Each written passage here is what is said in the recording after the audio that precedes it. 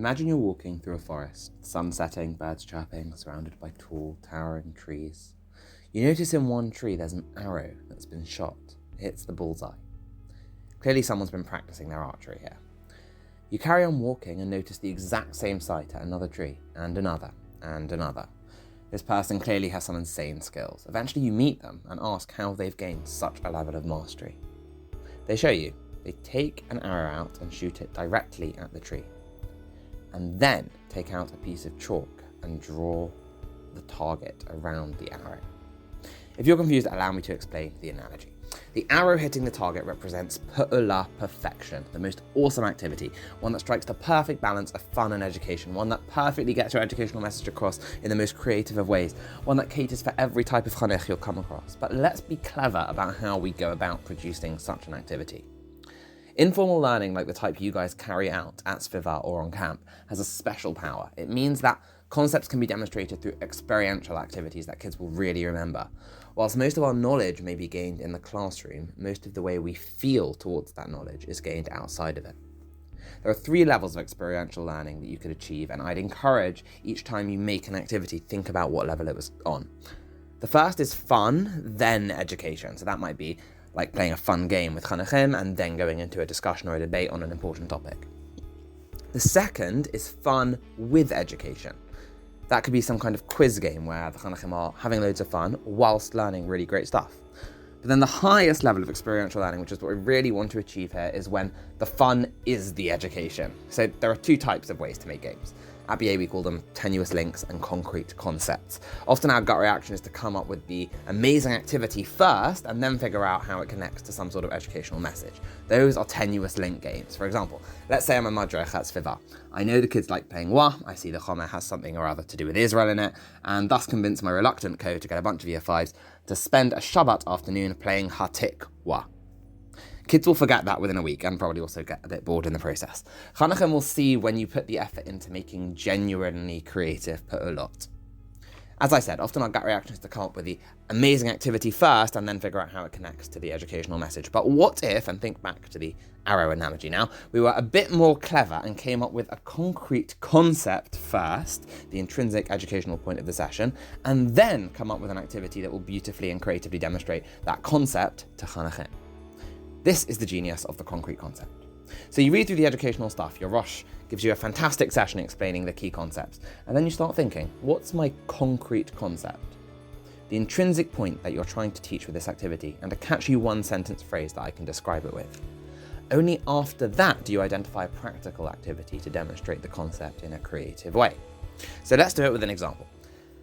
Let's say your chinuch worker writes an awesome Choveret on Pesach, and how the whole point of leaving Egypt wasn't just freedom, but it was for getting the Torah, getting the codes and principles that we're supposed to live our lives by. That was the point of Yetziat Mitzrayim, the Exodus. That's quite a high-level concept for some primary school or high school kids.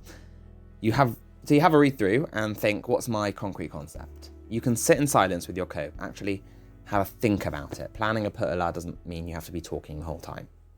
And then you come up with one. There's no point just having freedom and that's it. You need ideals and visions and structures to make your freedom mean something.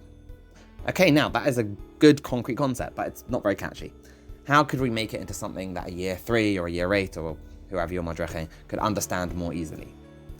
Maybe there can be miracles if you believe. No, that's probably just my mind going back to my immature primary school conceptions of Judaism and has nothing to do with the concrete concept, it's just tenuously linked to Pesach. We can do much better. Maybe I'll have a look online. You might find a quote, freedom from without freedom for is no freedom at all. Okay, that's good and catchy, but could a year 6 understand it? Does it convey the essence of the concept? Let's scrap it. It's okay to go through a few ideas before you reach the golden one.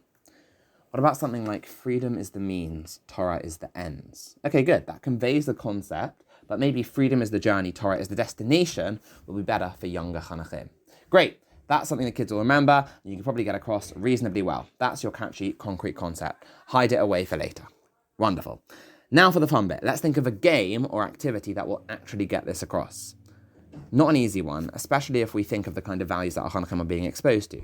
Freedom seen as such an important value in today's world. How in the world are we gonna get across that freedom alone isn't enough? That the Torah actually adds value to a life with no structure? that Bnei Israel needed the Torah. Maybe something with a journey and a destination. Oh, we could do a race, a relay race. Nope, no, that's a tenuous link. You just picked up on the word journey and destination. It doesn't have any meaningful relationship to the concrete concept. Let's think a life without structure versus with structure. Structure's kind of like rules. The Torah has rules. What if we could somehow let the chinuchim come to the conclusion on their own? That is the best way of learning. Like maybe two situations, one of them with freedom and one of them with structure. Okay, this is really good. This could convey the concept really well. What if we give them a bunch of things for a game, but we don't really tell them what the rules of the game are? Then they'll be curious for like 5 minutes, but then ultimately they'll get bored because just plain freedom is undirected. Then we could explain the rules of the game to them, and they could have an awesome time for 40 minutes playing our game, and then we can ask them what they thought of the first 5 minutes and explain to them the concrete concept. Freedom by itself doesn't work. We needed the rules of the game in order to play it. The Torah gives us the rules of the game so we can play it properly. Freedom is just something we need to get to the fun game. It's not the destination, it's the journey. Yay, amazing. What a fun afternoon of Sviva or Choveret Machane. Kids go home, everyone has a fun time, everyone learns something, all Russian are beaming with joy. Wonderful. But then here's the really clever bit. Kids remember that one line that you said at the end of the 40-minute fun game. So 7 weeks later, or on your next Machane, let's say you're learning about Shabbat, or maybe the mitzvah to live in Israel, or maybe Shavuot, and you're struggling to get across the idea of Hashem giving us the Torah, or why mitzvot are important. Or maybe it could just ask you a question on what's the Torah and why it's important. You can then go back and say, oh, remember that game where we didn't tell you the rules, and then we told you the rules a few weeks ago? And they're like, yeah. And then you can be like, well, that's it. Remember, freedom is the journey, Torah is the destination. And you start building up a broader picture of Judaism in the minds of your chinuchim that actually gives them sophisticated, non-primary schoolish conceptions in a way that they can understand. And they actually learn something in Svivot every week or on Machane, as well as having a ton of fun. And they don't just play wild the whole time. That's Svivot around the country are bursting with chinuchim who are desperate for more of those great creative pa'alot that their madrachim are coming up with week in, week out. And you guys, the madrachim, feel a sense of relief. You've actually hit the target. You did it. Because you were clever. You shot the arrow first and pulled out your chalk afterwards. That way, you can be sure every week you'll hit the bullseye.